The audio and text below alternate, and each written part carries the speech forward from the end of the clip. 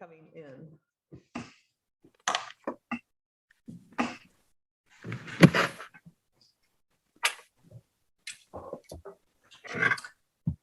So Leslie, we're at 5:29, and so we'll be going live at 5:30.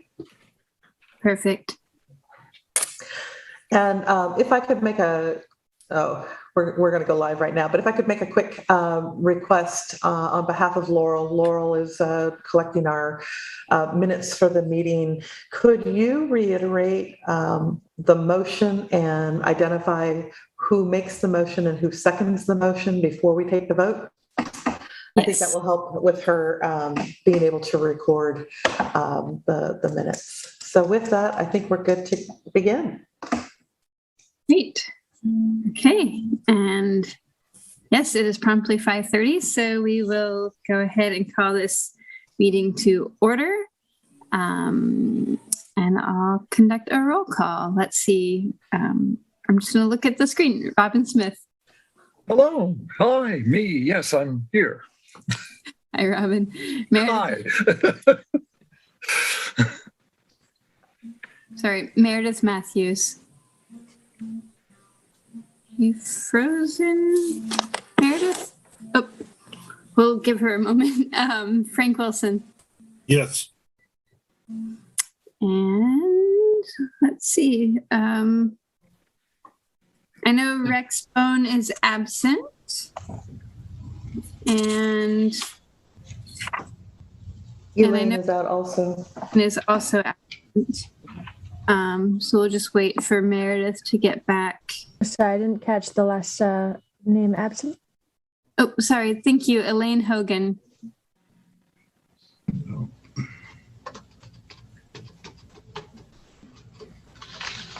It's Meredith. No, don't see her yet. Well, I'll go ahead and, well, I guess we kind of need, we'll just wait. We need her for quorum, so we'll just hold on a moment. Oh, we do have Steve Madrone joining Leslie, us. so we have Steve coming in as well. Super. Hi, Steve. Hi, everybody. Good to see you. Welcome, Steve Madrone. Thank you. You're here because Rex Bone is not, so it's great to see you. Yeah, thank you. Good to be here with you all. And I just got a text from Meredith that she got kicked out and is trying to rejoin. So we don't, well, but since we do have quorum, we'll get started. I'll just send her a message. Maybe. Okay. Since it is also a holiday, I do want to kind of be respectful of everyone's time and keep the meeting moving if at all possible. Oh, here she comes. Great. Good. Sorry, I'm on my phone because I can't get on my computer. I'm sorry. It's been that kind of a day. Don't worry. Yeah. We've all been there, Meredith. So thank you for adapting to the times. So we'll move on from roll call to the consent calendar. All matters listed under the consent calendar are considered to be routine by the HWMA board and will be enacted upon by one motion unless a specific request for review is made by a board member or member of the public. The consent calendar will not be read. There will be no separate discussion of these items unless pulled for discussion. Would anyone like to pull an item from the consent calendar? Okay. Are there any members of the public who would like to pull an item or make comment on anything on the consent calendar? Okay. So then we will entertain a motion.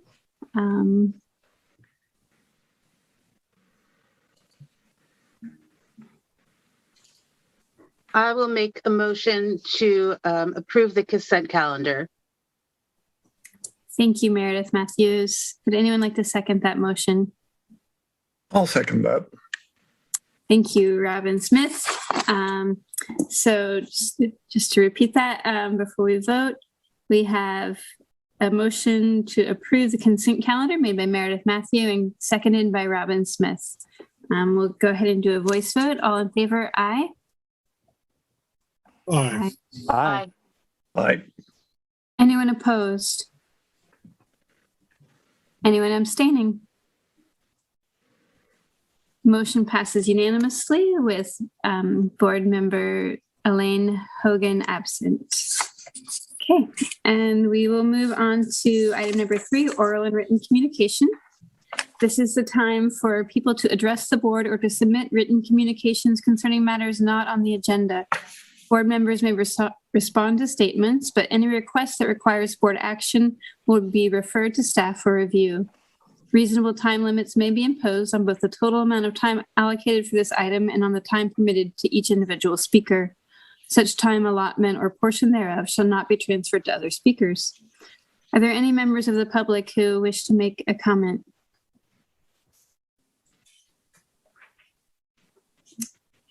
Okay, I don't see any hands raised, so I always like to check. Okay, I see no one raising their hands, so we'll go ahead and close public comment and move on to item number 4, which is our approve resolution 2022-03, a resolution of the Humboldt Waste Management Authority authorizing remote teleconference meetings of the legislative bodies of Humboldt Waste Management Authority pursuant to Brown Act provisions due to a state of emergency. And I'll turn it over to our director, Jill Duffy. Great, thank you, Leslie. As you noted, we are recommending that the board approve resolution 2203. And the resolution basically provides the necessary findings that as a result of the ongoing COVID-19 pandemic state of emergency, that meeting in person would present eminent risk to the health and safety of participants. As noted in the staff report, on September 16th, Governor Newsom signed AB 361, which revised the Ralph M. Brown Act, which continues the governor's executive order N-2920, and that would pertain to the teleconference rule waivers. And this particular provision will run through January 1st of 2024. Basically, AB 361 is going to allow the HWMA board, its subcommittees, and its executive advisory committee to meet virtually, provided that a state-proclaimed state of emergency exists, as well as state and local public health officials impose or continue to recommend these social distancing measures. So, approval of the resolution, I'm sure many of you are already beginning to see this floating through your respective councils and board, but basically approval of the resolution is going to permit meetings under these provisions for a period of 30 days. After 30 days, the board would need to renew its resolution. So unless things were to change, you'll probably see this resolution coming forward again at the January meeting. And so this would be all consistent with requirements of 361, and that just pertains as far as that. So we're just looking for the board to go ahead and adopt resolution 2022. I can't say it now. 2022-03.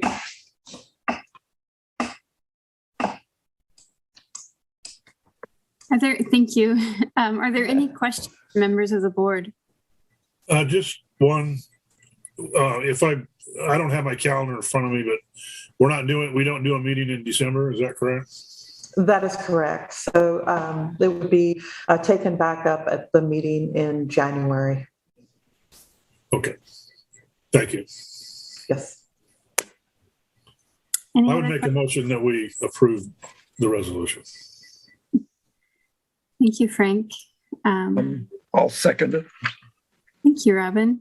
And before we go on to a vote, I just want to open it up for public comment just to see if any members of the public, since especially this has to do with, public access to the meetings, if anyone's out there who wants to chime in on this. Are there any members of the public who wish to make comment on this item?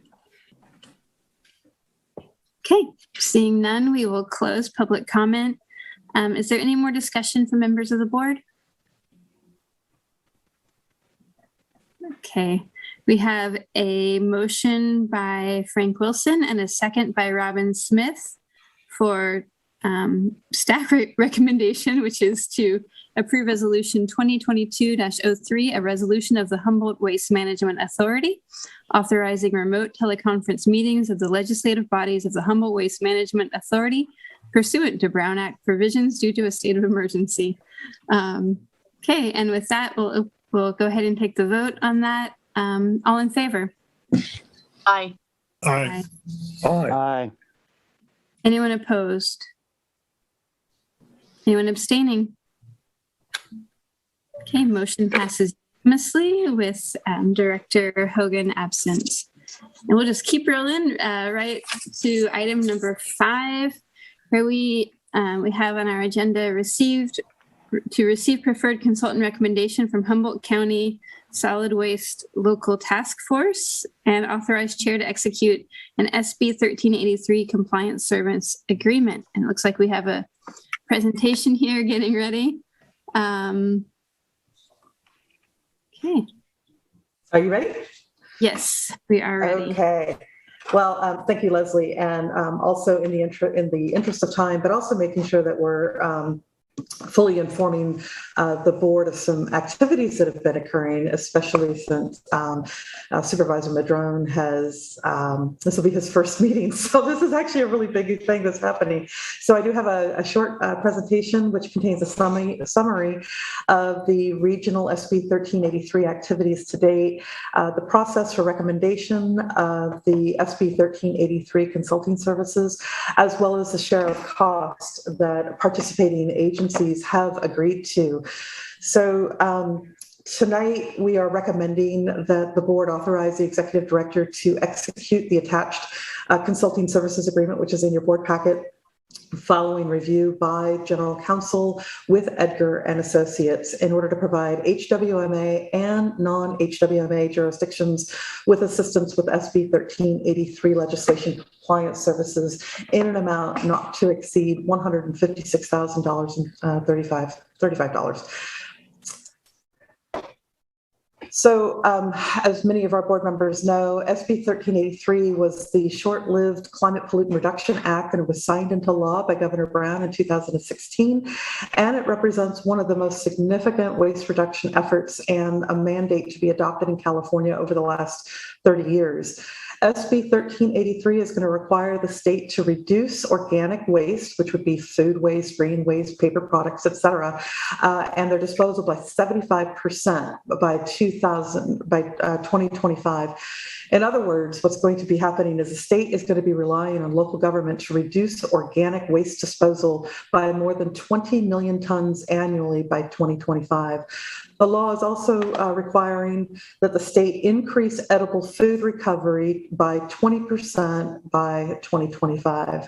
And beginning in January 1st of 2022, which is just about a month and a half from now, all cities and counties in California are required to have in place mandatory organics collection program, enforceable ordinances, an outreach program, procurement requirements, an edible food recovery program, and updates to the existing diversion programs that you have. The statute further dictates jurisdictional compliance by January 1st of 2022 for the majority of programs and January 1st of 2024 for others. Those others are going to be those communities that are eligible for low population waivers. So by way of a quick little background on this little slide here, the Humboldt County Solid Waste Task Force is comprised of staff representatives from Arcata, Blue Lake, Eureka, Ferndale, Fortuna, Rio Dell, Trinidad, and the County of Humboldt. And following the recommendation of the ad hoc group, the SB 1383 ad hoc group, the task force was requesting that HWMA take the lead in circulating a request for proposals, and that was presented to the HWMA Board of Directors on July 8th. The board authorized that staff would coordinate with the task force to develop and solicit proposals in response to the regional SB 1383 Organics Planning and Compliance Services Plan. We prepared a request for proposal for SB 1383 and Organic Regional Compliance Services, which was reviewed and approved by the Humboldt County Solid Waste Task Force members at a special meeting which was held on August 30th of 2021. After their review and approval, we then released that RFP, and it was circulated for 30 days, and we received 4 responsive proposals by the submittal deadline of October 1st. of 2021. So the scope of services is going to include key deliverables related to the compliance plan roadmap, organics processing and collection, edible food recovery, procurement, and waste management structure. The deliverables are expected to aid in the establishment of broad legal authority recommendations to existing municipal code for each jurisdiction. And it's going to describe at a high level the critical pathways which is going to be necessary for the enablement of expansion of existing food recovery and organic diversion programs and identification of new programs and policies as is going to be appropriate. We are looking at taking a regionalized approach, which is going to help with a comprehensive analysis, including evaluation of compliance obligations, the assessment of resource gaps and staffing needs, and an analysis of rates and HWMA's waste management fee. So the SB 1383 ad hoc committee was comprised of representatives from Arcata, Eureka, Fortuna, and the County of Humboldt, as well as HWMA. We had one of our staff members. There were several meetings that were held in order to evaluate the 4 submitted proposals. And these were the submitting consulting firms. And they further then invited the 3 top proposers for interviews on October 28th and October 29th. The ad hoc members recommended Edgar and Associates as the most qualified firm to provide the needed services, and that information was presented at a special meeting of the Solid Waste Task Force on Monday, November 1st. And this was the following ranking of the remaining proposers.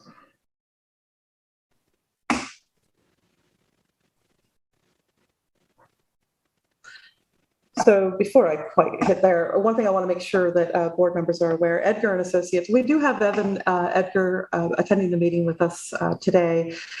He is the principal, and Edgar and Associates is an environmental engineering firm which is based out of Sacramento, and they specialize in solid waste management, recycling, composting, and renewable energy.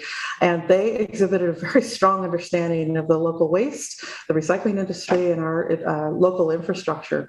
Edgar and Associates is currently working with the city of Burbank, Yolo County, and the city of Napa. And over the last several years, they have assisted approximately 25 other public entities on SB 1383 compliance. And as you'll note in your board packet, there is a link that helps expand some of their experience that would be relevant to Humboldt County. So the local task force unanimously directed that the chair of the Humboldt County Solid Waste Local Task Force recommend to the HWMA Board of Directors at tonight's meeting to enter into a professional agreement with Edgar and Associates for the SB 1383 and organic compliance services, and that HWMA serve as lead for project administration with assistance from the participating jurisdictions representatives, and that those participating jurisdictions also contribute to a share of costs to assist in the service funding through letters of commitment. One thing I do want to note is that Edgar and Associates is going to prioritize guiding eligible jurisdictions through SB 1383's low population waiver, as well as SB 619 provisions, which local jurisdictions may begin submitting to CalRecycle on March 1st. This would entail the submittal of a notification of intent in order to comply with the regulations, because local jurisdictions are not ready to implement 100% or to be 100% compliant with SB 1383 on January 1st. So there's going to be some actions that we need to take. So by having the notification of intent, because we don't have the organics residential collection in place by January 1st, we would, all of your jurisdictions would be considered in violation. So having the notification of intent would require that CalRecycle waive the administrative civil penalties for SB 1383 violations if the local jurisdiction is then implementing action and a schedule which is then proposed in their NOI. So Edgar and Associates is prepared to work with the jurisdictions to develop that notification of intent for the jurisdictions by February of 2022. So another component of this is that the jurisdiction representatives agreed to a cost share formula to cover the proposed project cost of $156,000. The formula was based first on the county's obligation under 1383 for organics capacity assessment and processing planning responsibility, and they have put forward a commitment of $100,000. We are then looking at having the other jurisdictions pay the remainder of the share of cost based on a base fee of $3,000 plus, based on the population, a percentage of the remainder based on a proportional population here. And we then have our remaining amount per jurisdiction. And this will bring us to the $156,000. HWMA is proposing to offset the funds for our member agencies so that the total due by jurisdictions is corrected. You'll have to forgive me because as I'm working through this, I can only see your faces on the side of the screen now. So it's completely covered up for me. But this is what we're looking at in order to provide the necessary funding for 1383. I do want to note that the cities of Fortuna and Trinidad are not member agencies. So you'll note that their share of cost is not being subsidized by HWMA. They'll be bearing their fair share right there. So we have received written confirmation by all 8 jurisdictions, and they've provided their letters of commitment this afternoon. We got the last one in at Blue Lake just shortly before we went live. HWMA will serve as the lead for project administration and coordination with assistance from the city or county representative that has been working with 1383. As tasks are completed, HWMA will invoice participating jurisdiction for their share of the cost of the completed work. And should a participating jurisdiction request specific or extra work that falls outside of the consultant's work plan, the jurisdiction will be responsible for 100% of the cost for that share of work. And this is what we are requesting that the board do. As I opened up at the beginning of the meeting, this is the recommendation that we receive the recommendation from the Solid Waste Task Force. We accept the letters of funding commitment, providing up to $127,942.13 from participating jurisdictions, and that we approve HWMA budget funding and to authorize the transfer of up to $30,000 from the undesignated reserves. This was not an item that was budgeted as part of our budget process last year. So if we need to transfer, that's what we're asking for. Furthermore, that the board would authorize the executive director to execute an agreement between HWMA and Edgar and Associates following final review and approval by general counsel, and to provide additional direction as appropriate. I would ask Leslie if you would invite Robin to provide any comments. When I say Robin, I mean Robin Prasker with the City of Eureka. Thank you. Robin Prasker, do you have any additional comments? I know. Yes, yeah. Thank you, Leslie. My name is Robin Prasker with the City of Eureka, and I actually have a little bit of info to share on behalf of Donna Wood of the City of Eureka, who is the chair of the Humboldt County Solid Waste Local Task Force, but was unable to be here tonight. So forgive me if I overlap a little bit with the great foundational knowledge that Jill shared. So I'll go ahead and get started. So regional waste management and coordination is reaching an exciting peak of strong collaboration and a unified desire to leverage our commonalities to better serve our entire county. This SB 1383 mandate is the push that has made this coordination necessary. As you know, with SB 1383, it's a very huge mandate, and it's more or less similar for every jurisdiction jurisdiction in the state. Though our little cities in this greater county are so different in so many ways, now is the time to recognize how being similar and how we manage our waste will help us reach regional state compliance and create an economy of scale.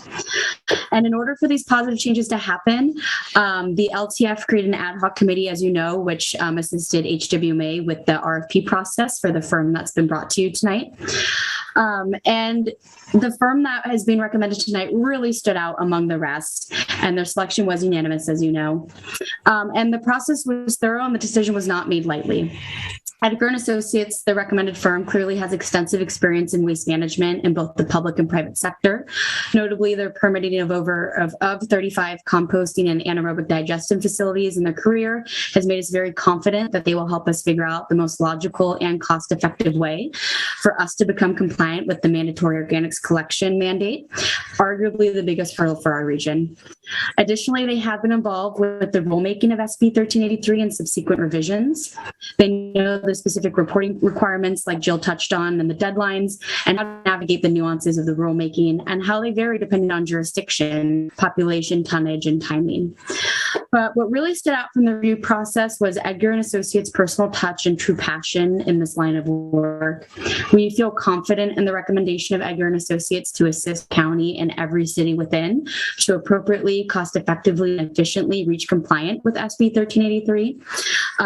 Jill touched on the timing a little bit, but I'll touch on it as well. Timing is of the essence. The enforcement penalties are looming January 1st, but part of this recommended consultant's proposed scope is a compliance roadmap to display to the state that we have a plan with strict timelines that we'll stick to, and they have extensive experience and knowledge in helping jurisdictions like ourselves do that. And the state has the discretion to make accommodations for those like us that will be actively working towards compliance. And this is the step we need to take with a firm who's qualified to provide the support and guidance we need to navigate this mandate. And, while this is a statewide mandate, we know it affects us differently. We're hidden behind the redwood curtain. We're isolated from more urbanized areas of the state who have ample access to waste infrastructure. Often diverting waste here means we're creating our own infrastructure or getting creative and inventing our own programs. Rest assured, each of us recognize our limitations and our challenges, as does Edgar and Associates, who's prepared to navigate this process with us.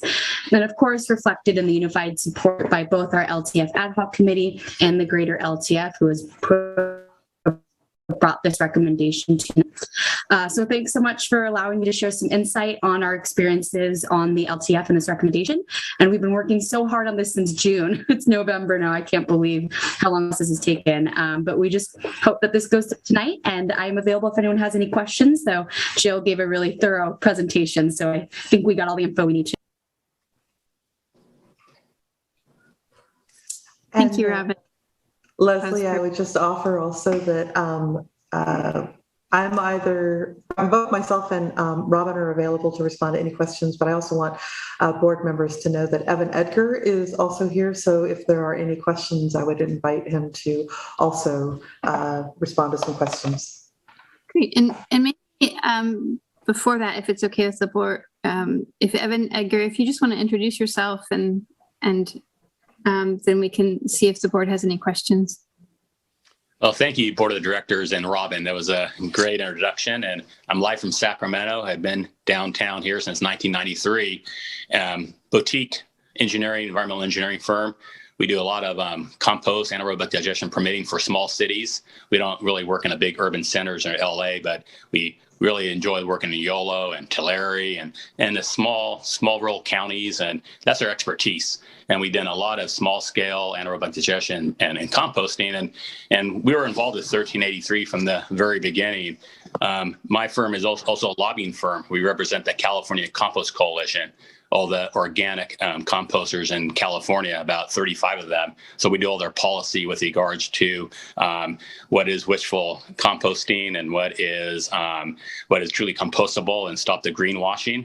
I'm really excited about this project because last night I was watching the Nordic fish farm project come to town, and I saw all types of opportunities there. I like the synergy there is unbelievable on the opportunities in order to keep everything local. And one of the things that I see is with the state permitting is that keep all green waste local and try to keep all food waste local. Keep it a circular economy in your own backyard, cut down on vehicle miles traveled, really big on CEQA greenhouse gases and sustainability reporting. So my firm is proud to be selected. In fact, I'm so happy about this. I'm buying an office in downtown Eureka so I can open up an office and open up the office in Eureka as part of the climate refugees out of Sacramento are leaving the valley due to the heat and the drought. And a lot of my friends and family are moving up to the great coast up there. So I'm looking forward to being local and serving the authority. Thank you, Evan, Edgar, and I think I can speak for the board. We look forward to meeting you then in our very own region here. Are there any, before we get into public comment and questions, and discussion, are there any questions from members of the board?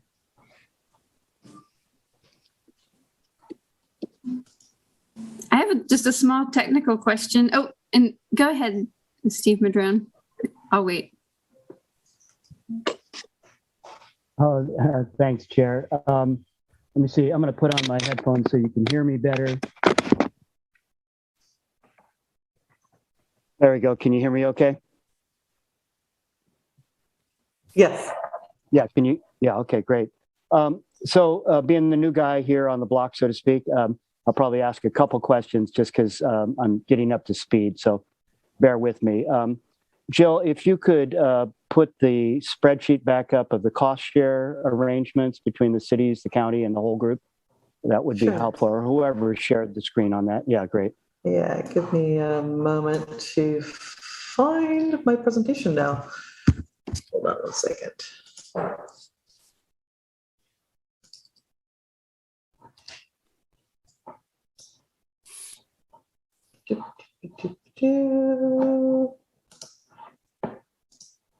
Okay, give me half a moment. I'm working around a few things.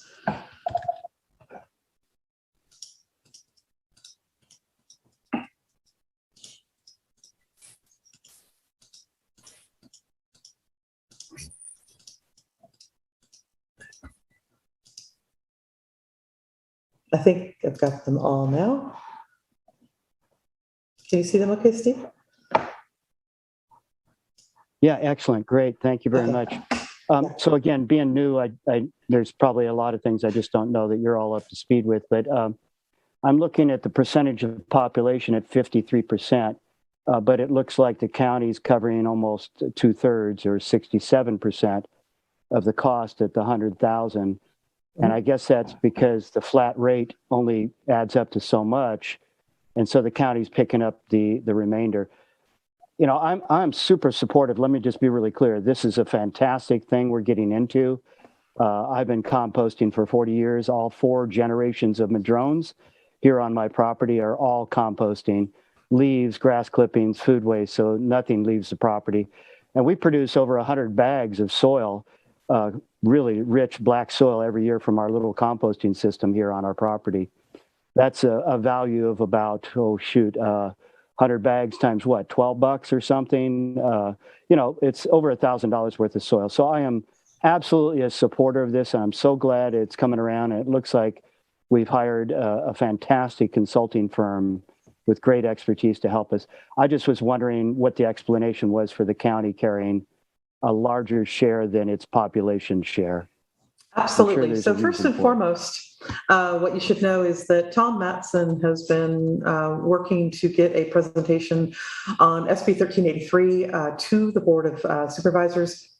I can't speak for all the jurisdictions, but we initially presented this information to our HWMA board back in at the February meeting, because what we were seeing was that the local staff just had an awful lot on their plate, and just hadn't been able to get the conversation moving forward with their respective councils for purposes of developing an action plan, as well as the funding of what compliance was going to be. And So we presented it to the HWMA Board of Directors. Those representatives are working with their staff, and with the local task force, we've been moving this forward. So you will be receiving a presentation from your staff shortly. SB 1383, basically, as noted, is going to represent just a complete overhaul of the way that we are managing materials in California. But first and foremost, one of the important things to note is the county is statutorily obligated to be performing the organics assessment and planning. And it was for that reason that Tom Matson said that they would be willing to put forward $100,000 in order to make sure that we have sufficient base funding to move this forward, because none of the jurisdictions had this particular item put into their budget. So he has available funding. I can't speak for certain as to his funding source that he's proposing to do, but it is in large due to the fact that the county has certain obligations above and beyond the other jurisdictions. Now then, Rio Dell, Blue Lake, Ferndale, and Trinidad, they are all going to be eligible for a 2-year waiver for compliance purposes. We really wanted to emphasize the importance of moving forward as a region, because it doesn't make sense to have a disjointed effort. And so the subsequent conversation is that recognition that, especially for those small jurisdictions, even coming up with $3,000 is going to be a bit of a hurdle. So between the $100,000 setting it at a base of $3,000 and then having the remainder percentage broken up on population, that's when you see that remaining amount per jurisdiction. So you'll see that, Eureka is 14,000, Arcata is 10,000. And so then HWMA is looking at helping to underwrite that, because again, the whole issue is everybody has to be in compliance January 1st, and not a single jurisdiction is ready to be in compliance. So this is going to get us onto a track where we're going to be able to demonstrate a commitment as well as the development of an action plan. And we'll be working very quickly with Edgar and Associates to make sure that we've got those low population waivers put into place, in addition to the notice of intent. So again, I don't know what kind of conversations your respective staff members have had with you, but these are the letters of commitment that we have received from each of the jurisdictions. I am aware that this is an approach which has been used for different projects that cost considerable amount. Some stormwater projects have been pretty successful in the implementation of Fortuna in the county, and so they're looking at something very similar. So I would say if you wanted to hear some more on that, I would reach out with Tom Matson. Oh, thank you, Jill, very much through the chair. That was a very thorough explanation and totally understandable and very logical. And thank you for all of that understanding. I know where it's at now and fully support it. So thank you very much. And thank you. And this is a pretty big project to walk into kind of towards the end of this. So I appreciate the question, and feel free to reach out anytime, and we're happy to walk you or any other board member through some of the process that we're going to be going through.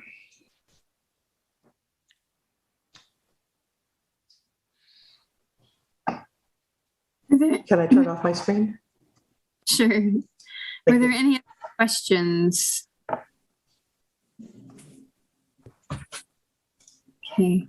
And I think my question, mine is very short, and I think I know the answer to it, but McKinleyville would be considered as part of the county in terms of this, and we're not looking at the separate. Perfect. That is correct. Okay, well, let's open it up for public comment, and then we'll come back for discussion. Are there any members of the public who would like to make comment on this item? Linda.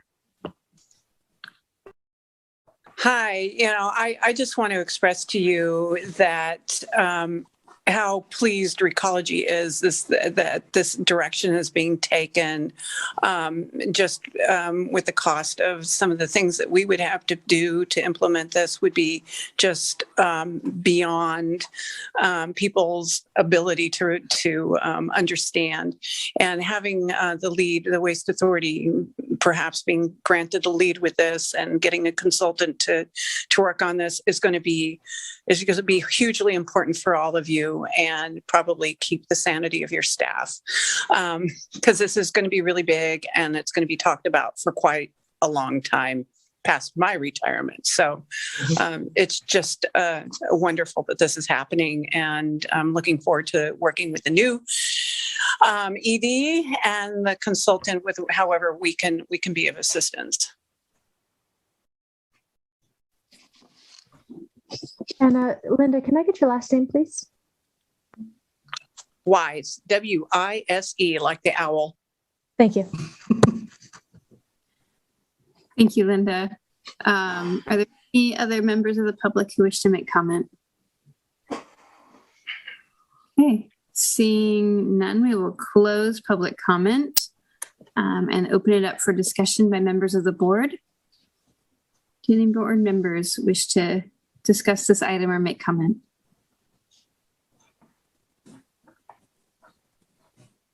Yes, I had a question, I guess, a small one. Sure, Frank. We're probably still pretty premature in this, I guess, in how this is going to be implemented. And my understanding is this consultant firm will give us direction on how we're going to carry it out. Is that correct? That is correct. Is Mr. Edgar, is he able to give us a little insight on how other jurisdictions are, I guess, collecting and separating this, the organic from the regular landfill waste? Because that's, our stuff comes, now it kind of goes in these, either recycle or you go into the landfill. How they're carrying that out to effectively separate it from what the people just put in their bins, even if they have a separate bin, it's going to be contaminated, and it seemed like it would. I'm having a hard time struggling how it's going to work. Nobody's been able to answer that so far. Evan Edgar, I can answer the residential, and then there's commercial. On a residential side, you guys have been collecting green waste at the curb for a lot of years, and that should continue to stay local. West Green does a great job and keep all the green waste local. The expectation by CalRecycle on the first of the year that on a residential food waste is going to be combined with the residential green waste. Now, there's two ways you can do that. You can put it in a bucket or a bag program. And if you put it in a bucket and put the bucket within a green waste, then the green waste will get contaminated with a food waste. And then some of the local permits aren't valid when you combine food and green waste. West Green couldn't take it anymore because the food waste contaminates the green waste. And according to CalRecycle, you got to export it. So what I'm going to be recommending is to have some type of bag program, compostable bag program, so that when the food waste from residential goes into the residential green cart, that we can remove it. We can work with at the transfer stations and how to separate out the bagged food waste from the green waste, so that the bagged food waste will have a different home, and the green waste can keep on going to West Green Compost and other local composters. So that's on the residential side. And then, of course, there's a lot of public information outreach. Recology has done a great program with a Fantastic 3 in San Francisco. They've taken it throughout the Bay Area from Yuba County, so in rurals and urban. So Recology has had a really good outreach and public education to kind of educate the public what is truly compostable and what is not compostable. We don't want to add a lot of bioplastics or greenwashing and all this information, all this type of food waste. And with the green waste, you can't take it out. So it'll be a lot of good public education outreach, and within the franchise agreement of each one of the cities, there's different obligations of the franchise hauler in order to have that education and outreach with public information, reporting, and monitoring. But that's expectation on the first of the year. Edgar Associates and the Compost Coalition, we helped sponsor SB 619 this year, which gave time and money to the local jurisdictions, starting that notice of intent that Jill Duffy was talking about is that there'll be no fines and penalties during the 2022 if we have a compliance schedule on when the program starts. So that's good. Plus, there's $270 million that we help get to CalRecycle from the surplus budget, and that will go back to local government. So that's going to help fund the program as well. That's on the residential side. I can leave it there and can talk about the commercial next if you have any questions on residential first. I'm not as big a question on the commercial, because I think the commercial, you have a better control with the commercial people. I'm more concerned on the residential, where, like you say, I've never heard of the bag one before. I just see when that gets mixed with green waste that it's going to be awfully hard to keep it from contaminating. Get all the bags out of the green waste. It just doesn't. Well, so true. I've been successful in other permitted facilities. It's a 30-day permitting process where you have a floor sort, and it's only about 3 to 5%. You'd be surprised how, due to participation and even with a good education, we only get about 3 to 5% of the green waste is food waste. So it's not that much. And by putting it in a bag, it will allow us to remove it. And I got a policy through CalRecycle that by doing so, we can still call it green waste. So we don't contaminate the green waste in a way that it will no longer qualify. So we want to make sure that you can keep all the green waste local. Otherwise, in some markets, if you combine the food and green in a bucket program and it's all contaminated, you'll be forced to send it to a permitted food waste compost facility. And there's not one in the region right now. Or when the program will start, you would have to export all that commingled food and green waste, and nobody wants to see that. So I think that we can work with the franchise haulers and the cities and all the jurisdictions in order to develop a program, and at the permitted transfer stations to have a program to remove the bag food waste from the green waste. So I'll only have to deal with a food waste separately than a green waste. So that's my initial thoughts I put in my proposal. Thank you. Frank, if I could maybe further elaborate on just a couple things. First and foremost, part of the objective is going to be to identify that edible food which is divertible. So sometimes if people are unaware of how they can redirect food that would otherwise be utilized, instead of we would need to be developing a way in which that food is not going into the landfill, but if we've got restaurants that are overproducing food or whatever, getting that into some of the edible food recovery programs first and foremost. The second part is going to be kind of the chicken or egg question, which is, we don't currently have any food waste processing. So one of the key components is going to be looking at what processing options are available for the North Coast to consider, right? And then concurrently, we're going to be taking a look at the individual jurisdictions and what makes the most sense for the jurisdiction in terms of the curbside collection, whether it's residential or if it's going to be commercial. So there's a number of things that are happening all at the same time. It's not just a single linear line. We're going to have to be working with our jurisdictions because each one is slightly unique. The smaller jurisdictions will have a little bit more time before you're going to be required to be implementing these programs. And once we have secured the services of Edgar and Associates, then we'll be able to start evaluating all those different options so that we can bring something to the board, that you are able to wrap your arms around so that you can understand, okay, this is what we need to do in order to implement and be compliant with SB 1383.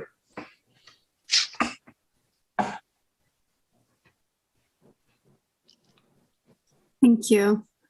Are there any other questions or is there discussion? I see Board Member Madrone. Thanks, Chair. Humboldt is got a very large population that I would call rural residential. We're not in, subdivision neighborhoods. There's a tremendous, probably about 80% of the land base in Humboldt is rural, and people in those areas don't live in a city. In cities, I can see how residential collection could work, like you described, Mr. Edgar, with bags that are within the green waste, keeping it separated, all that kind of stuff. But, in terms of composting food waste in particular, I would hope that what we're going to do is create a system that incentivizes the most cost-effective way of handling kitchen food waste of all, and that is when we individually compost it at our own properties. I recognize that for those that live in an urban area, if you're on a small lot, it might seem like you can't really do it, but actually it doesn't take a lot of space to do it in. And if you do it properly, it's not smelly, and it doesn't actually attract animals and all that kind of stuff. When you actually mix your food waste with grass clippings and deciduous tree leaves like orchard leaves and all that kind of stuff, you end up with an incredible soil product that comes out of it. And so the more we do that, the less transportation there is, the less handling there is, the less contamination there is, and all that. So it would be really nice if we could set up a system that incentivizes that as the number one way we would like to do it. Handle it at your own household level. Nothing gets cheaper than that as far as fossil fuel use or handling costs and all that kind of stuff. So maybe it might be that if somebody doesn't put any food waste into their garbage, they get a reduced cost for the collection of their garbage or their green waste or whatever it might be. I don't have any green waste because all of my green waste basically goes in with my food waste and makes soil. And so, incentives, carrots, creating, good financial incentives to encourage, along with the education components you talked about, to educate people on all the various options for composting, how to do it properly, how to not have varmints coming, raccoons, bears, and all that. And in the rural areas, the bears, with the food waste going in right with the garbage, the bears figure that out really quick and they just zero right in on those cans. Even if they only go out the night before, they get knocked over all over the neighborhood. So we've got bears, right? We've got coons. We've got all these other issues in regards to how we handle our waste. So I guess I'm just trying to encourage us as we put our plan together to really think about how we can incentivize the most effective way of all, which is handling it at the individual level. Then it doesn't cost the public or the government anything, right? Frankly, and it turns into a very valuable product for that homeowner. Some people may not want to do it at their house, but neighborhoods can join together and find a neighborhood spot where neighborhoods can bring their food waste, their grass clippings, their leaves, and actually have a neighborhood composting system. And then beyond that, yes, we're looking at some large, more industrial processes with digesters, all those other kinds of things and stuff. But I just wanted to encourage us to really think really broadly and incentivize what is probably the most cost-effective way of all of treating it. So there's my little stump speech for the evening. Thank you. I totally agree. And another aspect is that community composting, we got $5 million in the budget this year from CalRecycle to fund community compost. And we developed regulations to not have all the regulations for small scale community compost. So there are incentives not to overregulate that at all because it can be done right and should be done right. And I would just add just a couple more pieces. And this is part of what you're going to hear from Tom when he's able to give you the presentation. But SB 1383 is requiring mandatory curbside collection 100%. And of course, rural representatives and public work directors from these, more rural counties have been just in an uproar for over a year, talking with CalRecycle around it's not feasible financially. And, certainly we've got some areas here in Humboldt County that you're not taking garbage trucks up. And some of our residents are miles off of the main road. So, we've been working with them, and at the staff level, they're saying, oh, well, the legislation says 100%, curbside collection. So there's been, like I said, there's been considerable uproar around that. And there have been a number of, meetings and, kind of like, well, where's the sweet spot? And where they finally landed with the county is that you could be using data from the census tract information in order to see whether or not counties in some areas like Oric would be eligible for a low population waiver, whereas McKinleyville is not, by virtue of the density of the community.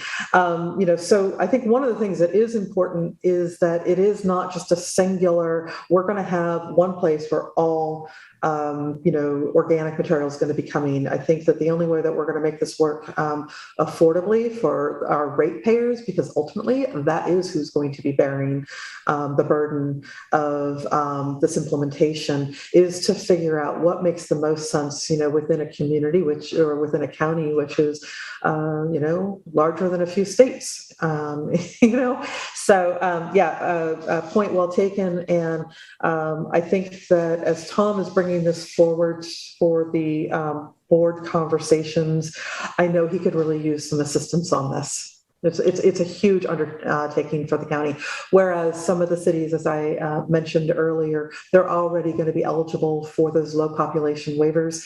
But it's really important that we all be working together, because even though they're small right now, it doesn't remove them from the obligation 2 years from now. So it makes a lot of sense. Let's be coordinating all of our efforts and energy and really designing the best sort of program that we can.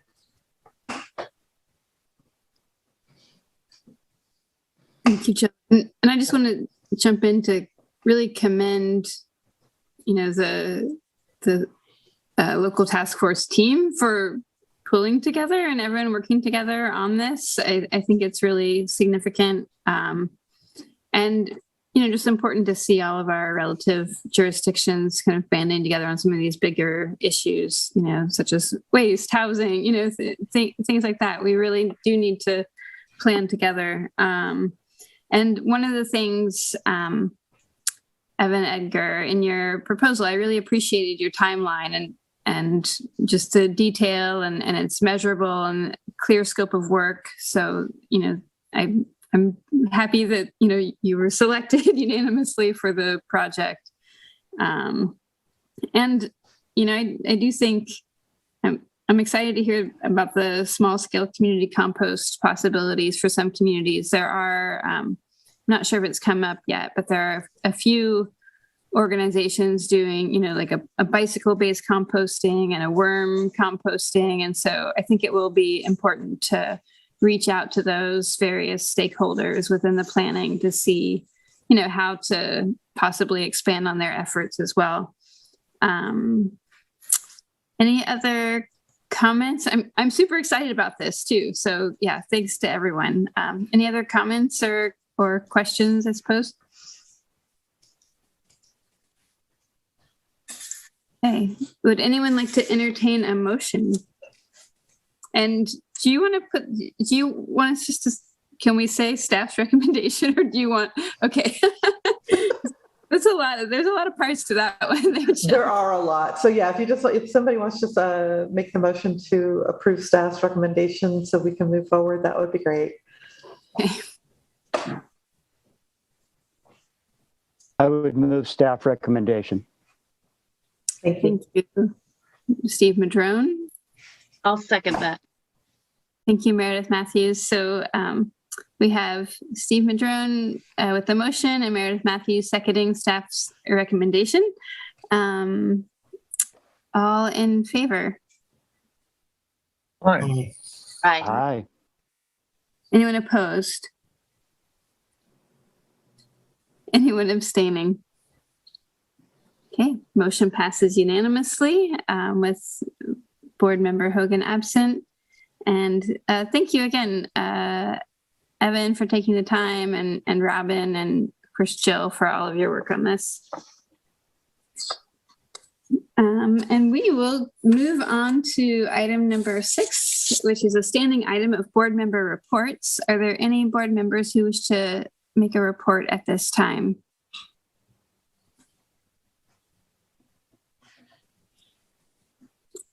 Okay. Since it's a holiday, we'll just keep going.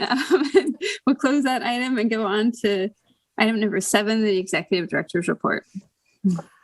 So we have some exciting news to share. One is that I'm really happy to be able to report to the board that our final payment that was related to our $14 million in totality bonds. Our final payment of just over $848,000 was paid to Chase Bank in late October. And once that account is closed, our long-term debt obligations have been retired.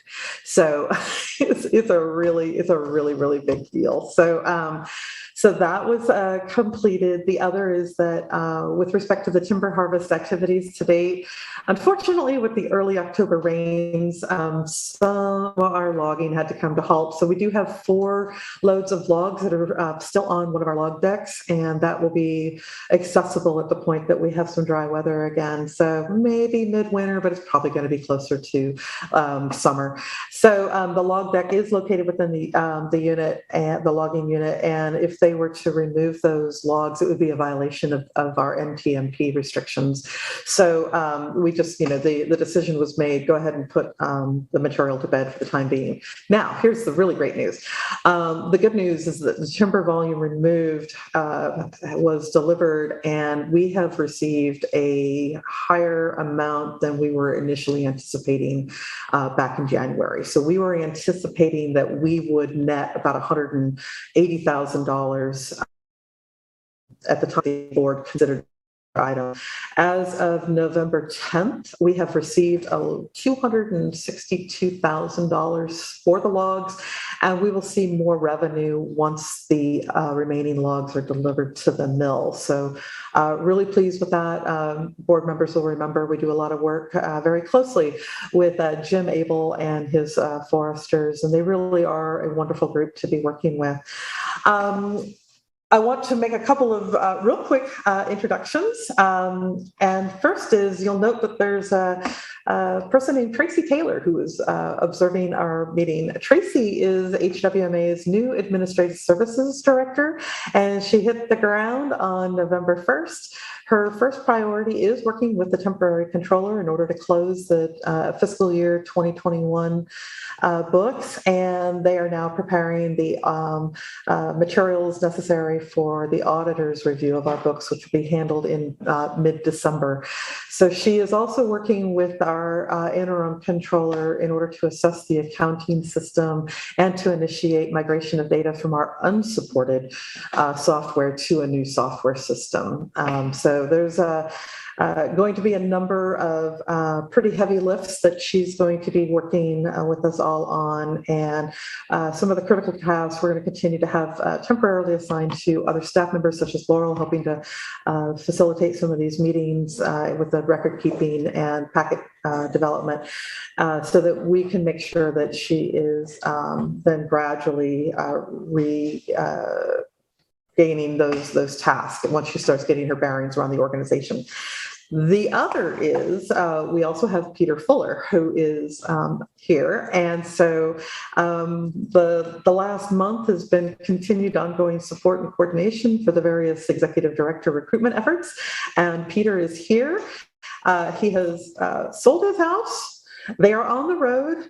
They are in Flagstaff now, and they will be reaching Humboldt County shortly. And I do want to note, happy birthday, Peter, to your wife. So they're definitely, kind of going. So, and with that, I would just offer that this is my last board meeting. So you all won't be seeing me at these meetings. I will be available to provide whatever assistance is necessary for Peter through a transitional period and potentially later, but it's been a real pleasure to be working with everyone. And you really have some amazing, talented staff, and they are dedicated and they are incredibly hardworking. And we wouldn't be where we are today without all of their efforts. So I really want to make a special shout out to Eric Keller-Heckman, in addition to Tony Heacock, as well as Tracy now coming on board, and Laurel and Elder. I think you're probably out there somewhere too. And I just really want to thank and appreciate everybody for all of their assistance to me over the last 9 years of service. So thank you. So I would just ask if you want to ask Peter anything.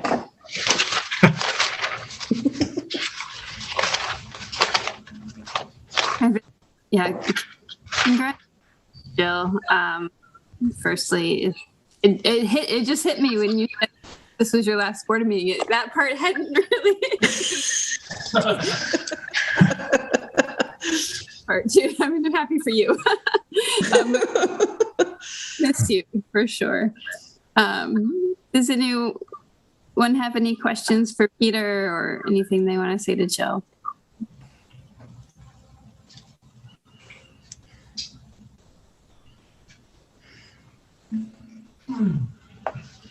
Okay. Well, welcome. Linda's got her hand. Linda's got her hand up. Sorry. Yeah, I wasn't sure if you were asking of the board or not, but I wanted to make sure my hand was up in case I got a chance to say something. I want to say that it's been a pleasure to work with you, Jill, through, our ups and downs, with, the stuff that's happened in waste and all the changes that have been happening throughout the years. And it's really been a pleasure to work with an organization led by someone who really sees the vision in creating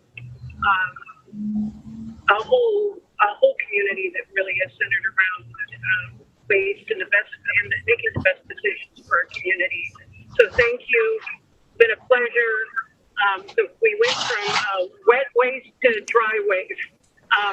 It's all been good, and thank you so much. And I hope that we still see you, and I'm sure that I will when because there's still a lot of exciting stuff going on that I'm sure you're not going to be able to stay away from. It stays in your blood. Thank you. Thank you, Linda. And Nancy. I want to echo much of what Linda said. It's really been extraordinary working with Jill for 9 years. There's been a lot.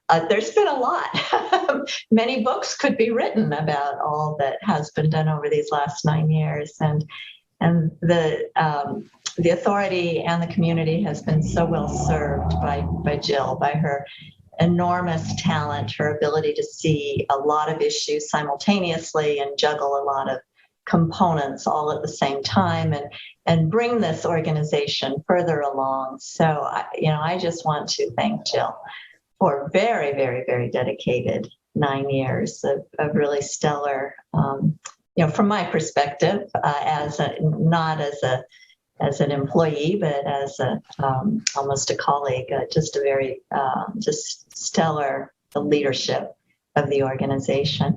And then I also want to welcome Peter. It was a long, very thorough search, and I think the agency will be very well served by Peter coming forward.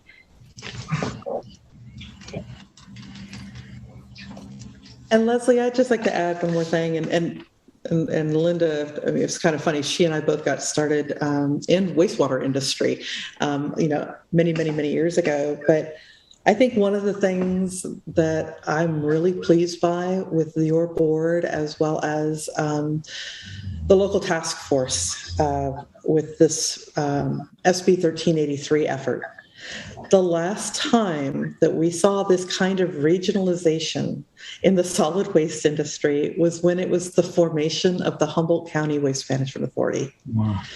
It was Trinidad, it was Fortuna, it was all of the jurisdictions that are serving on HWMA. And so I see that there's an opportunity for us to finally let some of those issues of the past kind of, help inform us moving forward. But what you guys did today is really monumental.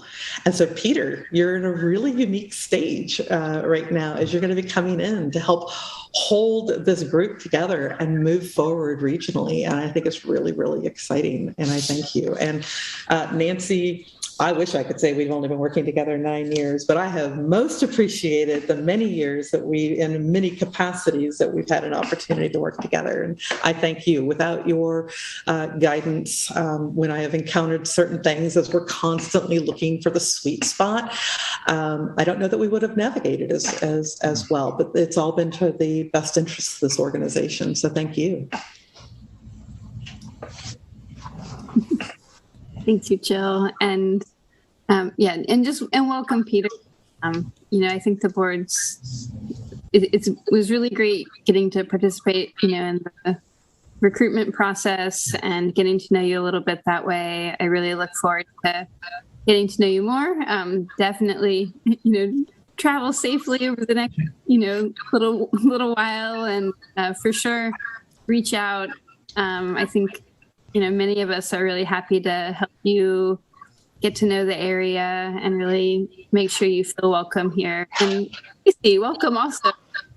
Look forward to getting to know you as well. And thanks for coming on board. We also have Donna Marias. She's got her hand up. Thank you. There's that other section. Donna Marias, would you like to make a comment? Yes, please. First, I'd like to welcome Peter and congratulate Tracy. I wish you both the very best. You've got some big shoes to fill. And then I would like to commend Jill. She has made coming to these board meetings, because I'm just the public, but she has made it informative and entertaining and extremely knowledgeable. So we appreciate all your time and effort, and thank you so much, Jill, and we wish you the best on retirement. Thank you. Uh-huh.